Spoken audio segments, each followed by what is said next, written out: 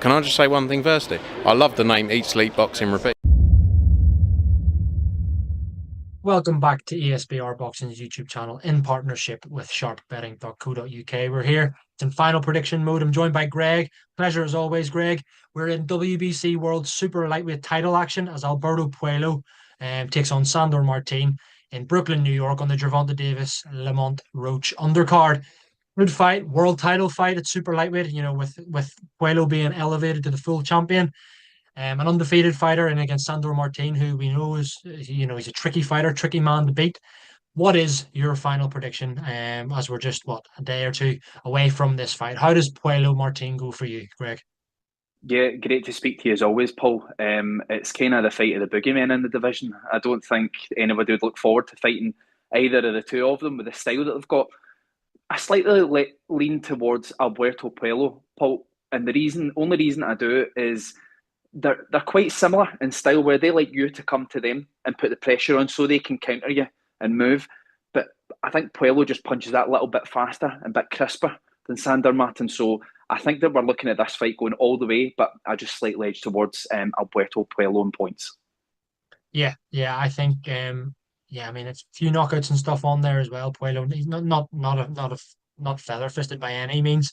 Definitely Yeah, it can punch. Sandro Martin has a few on his record as well. But I agree with you. I'd be put it this way, I'd be shocked if this didn't go the full 12 rounds, to be yeah, perfectly honest. I think you made a great point there about, stylistically, it might not be a great fight, but just because of the way both of them operate in the ring, I do agree with you as well. I think Alberto Puello will get the job done.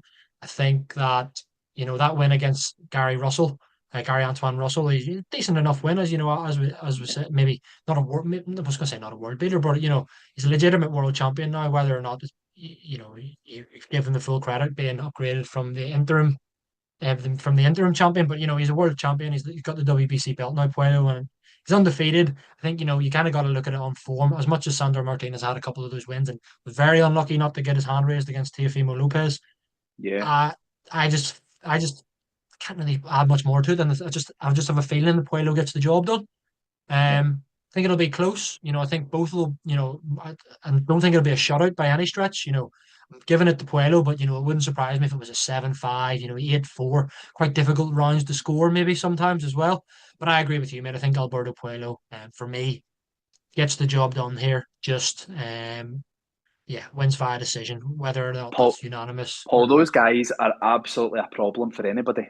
See if you see honestly, look, go and watch some more of them tonight. Same way as I probably will always like to do that before a weekend of action. They are a problem. They are the kind of guys. See if you're getting called and they're your mandatory, you're going, oh, really? Do I need to? Because you're probably never going to get the plaudits for beating them. They're just an awkward, standoff, crisp punchers. But anyone in that super lightweight division, Paul, they're going to struggle to beat those two guys.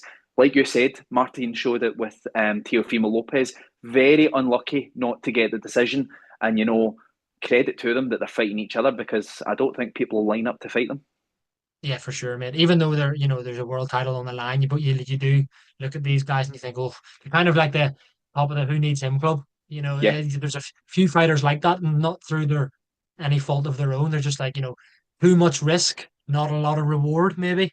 Because again, neither I can't speak. Neither are massive, massive worldwide draws. Might be, there might be big draws in their own countries and stuff, but worldwide, you're not sitting going, oh, here, Alberto Puello is fighting Sandro Martin. I can't wait to watch that fight. Yes, it's a good fight. It's a world title fight, but it's not like, wow, this is fights on this weekend. As you said, and that's not, again, no, through no fault of their own. Both really good world class fighters. But yeah, you're 100% right. Just quickly before we finish, mate, you kind of touched on it there that you wouldn't be racing to fight either of these guys. Would you give the winner of this, say they were to have a unification against one of the other champions at 140, or for example, depends what Teofimo Lopez does, I suppose, or it depends what happens with Barboza if Barboza was elevated to the full champion. How do you see these two, the winner of this, maybe faring against the other top fighters at 140? yeah, it's interesting, Paul, because money talks in these situations, and I wouldn't be surprised to see the winner fight Jack Catterall if Jack Catterall had to get another shot. But Arnold Barboza might. This is going to sound silly, Paul, and I get it, but I think Arnold Barboza has probably got a more winnable style for Sandor Martin or Alberto Puello to beat than Jack Catterall does. Styles make fights with everything. We know Catterall and Barboza was razor close. So I'll be honest with you, the belts are a bit of a... They're not very straightforward at the moment, are they? What's happening with everything because of how many of them have been fragmented, and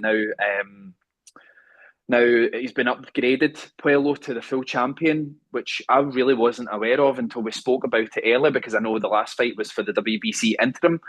So yeah, maybe Arnold Barboza, Jack Catterall might fancy a shot at that world title, because I don't think a lot of people will be lining up. Yeah, for sure, mate. As you said, a lot of high risk, low reward. But yeah, fingers Yep. crossed we do see it. Whether or not it involves, British, Irish fighters or whatever, but bias aside, like you want to see unifications, you want to see the best fight the best, no matter what the division Yeah. is. So yeah, who knows? Hopefully, they're maybe in late 2025, early 2026. One of these men, the victor who has the belt, will be in those big fights at 140 pounds. Greg, absolute pleasure as always to speak to you. Looking forward to this one and all the action of this weekend. We've got loads of final prediction videos for this weekend's action, guys. So please do check out the rest of the channel. All of your boxing needs under one roof. And while you're at it, please do hit that subscribe button as well. Greg, thanks very much, mate. I'll speak to you again soon. Thank you, Paul.